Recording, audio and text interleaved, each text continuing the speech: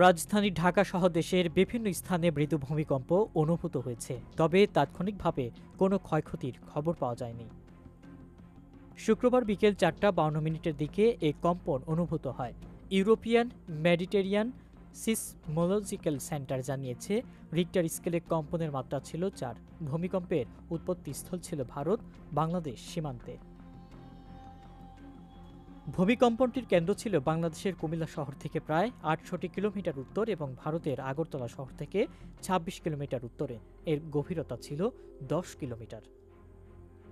ভূমিকম্পটি স্বল্পস্থায়ী হলেও এর প্রভাবে বিভিন্ন স্থাপনা কেঁপে ওঠে, ফলে সাধারণ মানুষের মধ্যে আতঙ্কিত ছড়িয়ে পড়ে। ভূমিকম্পের পরপরই সামাজিক যোগাযোগ মাধ্যমে বিভিন্ন ধরনের পোস্ট দেখা যায়।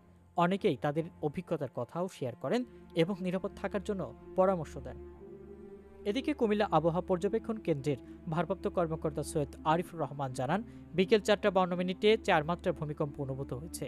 এটি খুব নর্মাল ভূমিকম্প ছিল, এতে কোথাও ক্ষয়ক্ষতির কোনো খবর পাওয়া যায়নি। ভূমিকম্পের পর ফায়ার সার্ভিস ও অন্যান্য জরুরি সেবা প্রদানকারী সংস্থাগুলো সতর্ক অবস্থানে রয়েছে। এর আগে 28 মার্চ দুপুর 12:20 দিকে রাজধানী ঢাকা ও বাণিজ্য নগরী চট্টগ্রাম সহ বিভিন্ন স্থানে ভূমিকম্প অনুভূত হয়। ভূমিকম্প ও আগ্নেয়গিরি বিষয়ক ওয়েবসাইট ভলকানো ডিসকভারি জানায়, রিক্টার স্কেলে ভূমিকম্পের মাত্রা ছিল 6.9, যার উৎপত্তিস্থল ছিল মিয়ানমারের সাগাইন জেলা থেকে 34 কিলোমিটার পশ্চিমে আর ভূপৃষ্ঠ থেকে যার গভীরতা 10 কিলোমিটার।